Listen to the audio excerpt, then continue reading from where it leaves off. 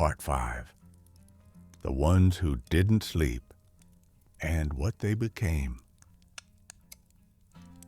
When the 3 nights ended and the world unknowingly returned to its routine, everyone assumed the crisis, whatever it was over.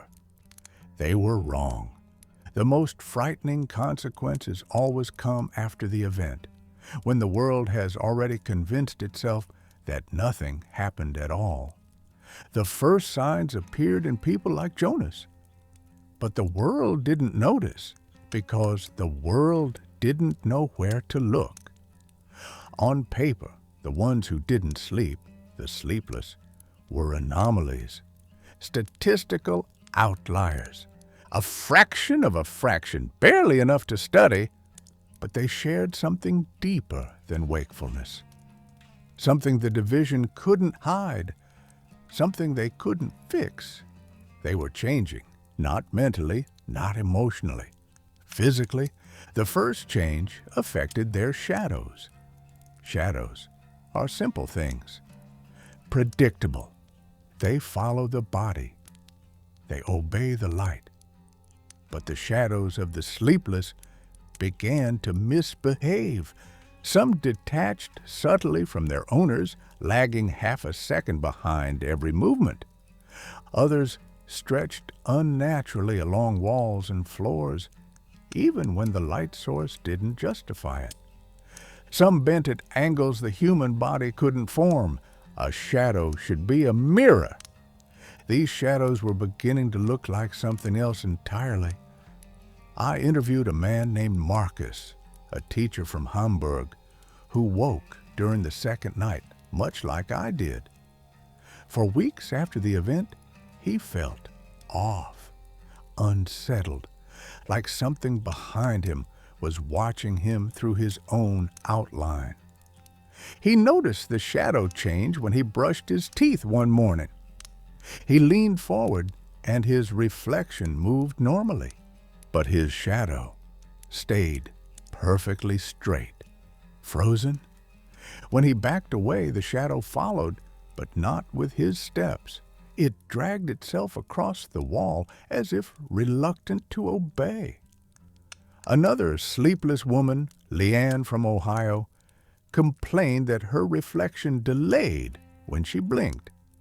Naturally, she blamed stress, sleep deprivation, some neurological fluke, but then her shadow started blinking before she did. These weren't hallucinations. They weren't exhaustion. They were symptoms.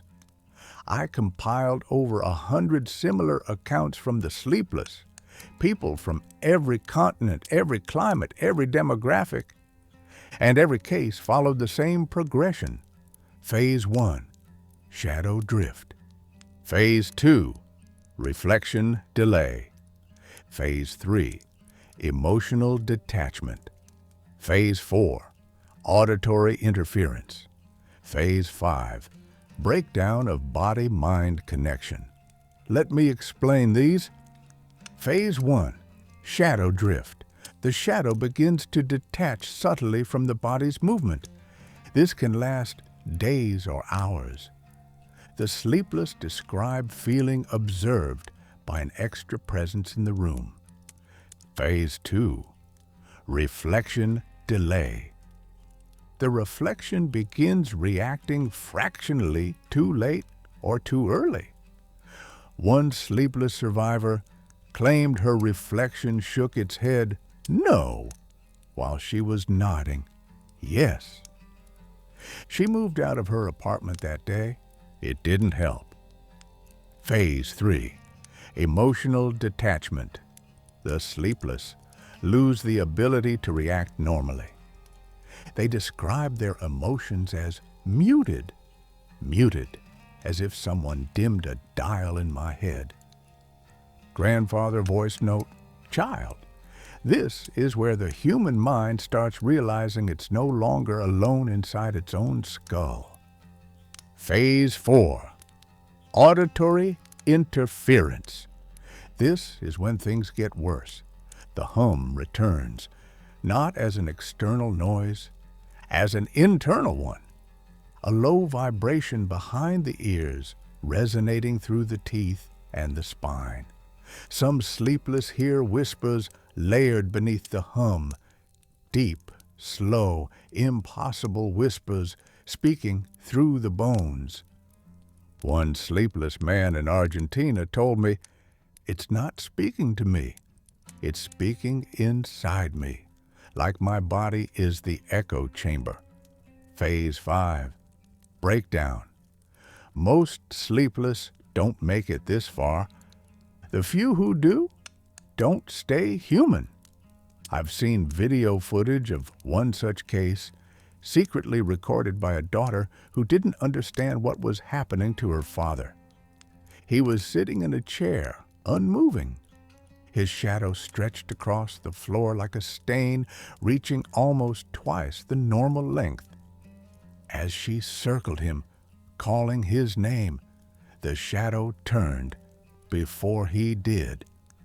Turned, as if attentive, and then he convulsed, violently but silently, as though something else inside him tugged in the wrong direction.